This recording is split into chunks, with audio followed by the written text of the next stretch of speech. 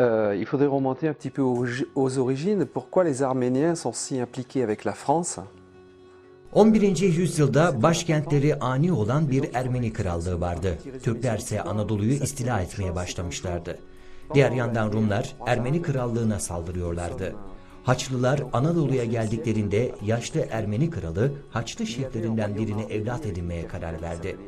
Böylece Ermeni ordusu şefi Fransız kökenli oldu. Ermeniler bugün hep bu hikayeyi düşünürler.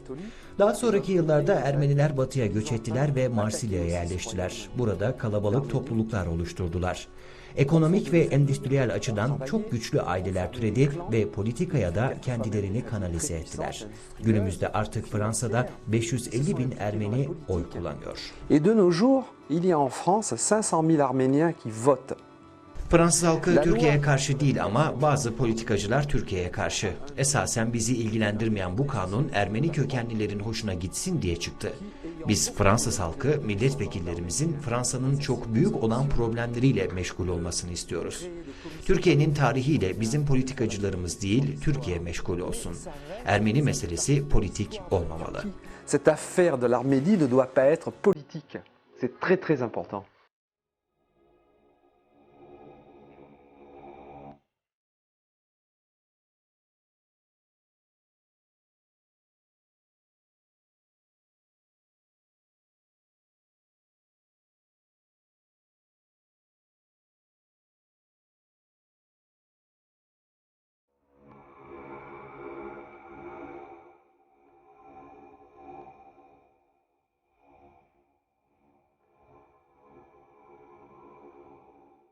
Lorsque les Francs ont lancé une croisade, lorsque le pape de l'époque s'appelait Urbain II, Haçlıların hikayesini tekrar ele alacağım. Bu çok önemli. Konuyu tarihi bir çerçeveye oturtmak gerekiyor. Başlangıçta Fransız Haçlıların Türklere ve Araplara karşı seferleri bir inanç seferiydi. Ama diğer tüm Haçlı seferleri ekonomik oldu.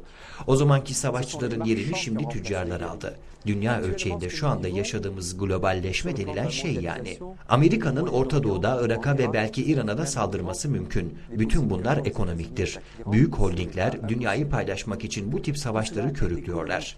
Bugün Çin'i görüyoruz. Büyük bir güç olan Çin, dünyadaki ham maddenin önemli bir kısmını eline geçirmeye çalışıyor.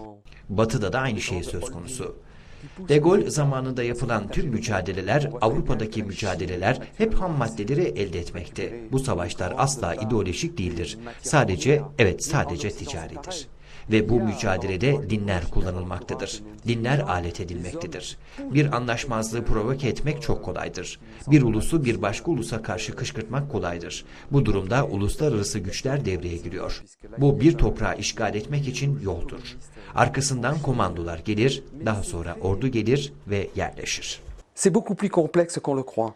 Je crois que ces guerres au Moyen-Orient, la déstabilisation, Israël, c'est purement économique. Il y a des Européens qui veulent que les Turcs entrent, il y a des Turcs qui veulent que la Turquie entre dans l'Europe. Bazı Avrupalılar Türklerin Avrupa Birliği'ne girmesini, bazı Türkler de Türklerin Avrupa Birliği'ne girmesini istiyor. Türklerin Avrupa Birliği'ne girmesi bir hatadır. Şimdilik Avrupa Birliği'nde işler çok kötü yürüyor. Avrupa'nın birlik olması bir ütopyadır. Biz Fransızlar Avrupa Birliği'ne girdiğimizden beri fakirleştik. Korkarım ki Türkler de Avrupa Birliği'ne girince fakirleşebilir. Türkiye'nin dünya çapındaki oyunda belirleyici rol oynaması bence çok önemli. Ama bu doğuda olmalı. Türkiye, bütün Türk kökenli ülkelerin lideri olabilir. Türkiye sadece batıya bakmamalı. Aynı zamanda kendi kökeninden olan insanlara yönelmeli. Temeli Türk kültürü olan milletlerle birlik sağlanabilir. Une sorte de confédération des nations ayant une culture à la base, une culture turque.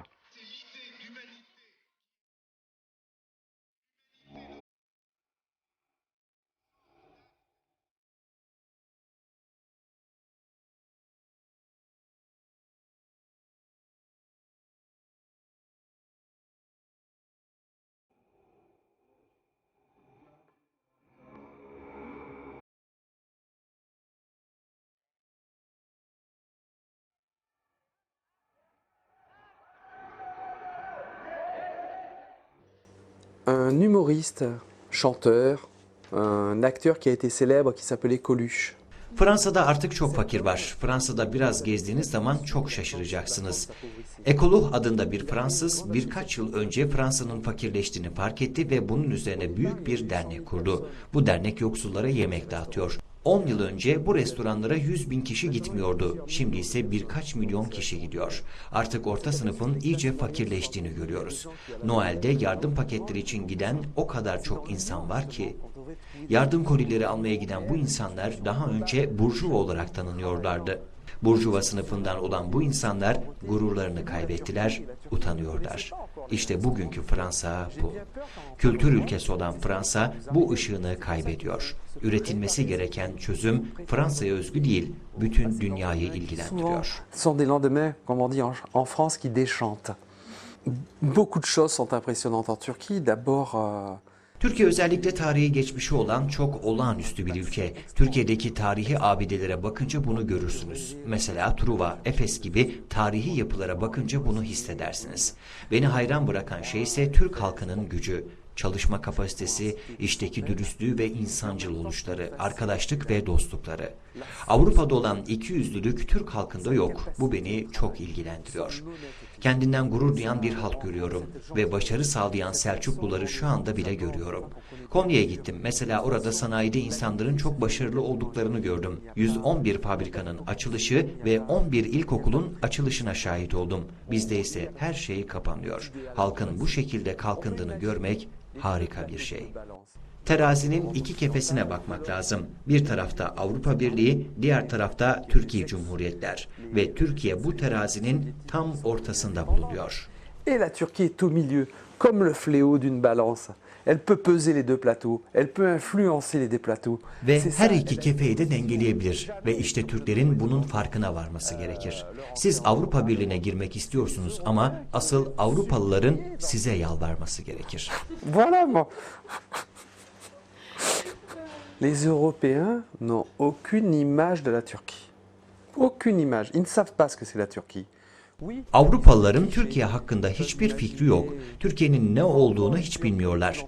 Evet, klişeleşmiş bir düşünceleri var. Türkleri düşündüklerinde akıllarına Osmanlı zamanındaki harem ve fanteziler geliyor.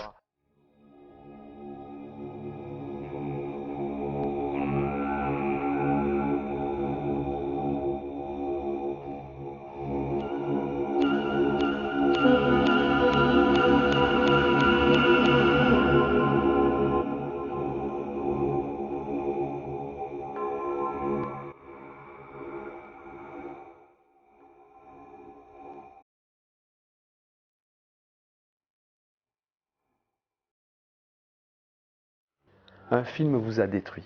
Midnight Express a été une référence pour beaucoup de générations. Türkiye'nin imajını alt üst eden şey ise Gece Yarısı Ekspresi filmi oldu. Bu çok kötüydü ve çok yıkıcı bir imajdı. Bana dikkat dediler. Kendini Gece Ekspresi'ndeki gibi bir hapishanede bulabilirsin dediler. Ben de dedim ki hayır. Türkler böyle değil. Türkler çok misafirperver, çok iyi niyetliler. Bu çok zor ama yeniden tamir etmeniz gereken bir imajınız var. Ben burada bir elçi olabilirim. Ekonomik ve sosyal ilişkilerin geliştirilmesini deneyeceğim. Tek ben değilim. Ben ilk olacağım ama Fransa'dan gelecek büyük bir dalga var. Mais je serai pas le seul, je suis le premier de toute une vague de Français qui vont me suivre. Et l'image de la Turquie va changer, croyez-moi.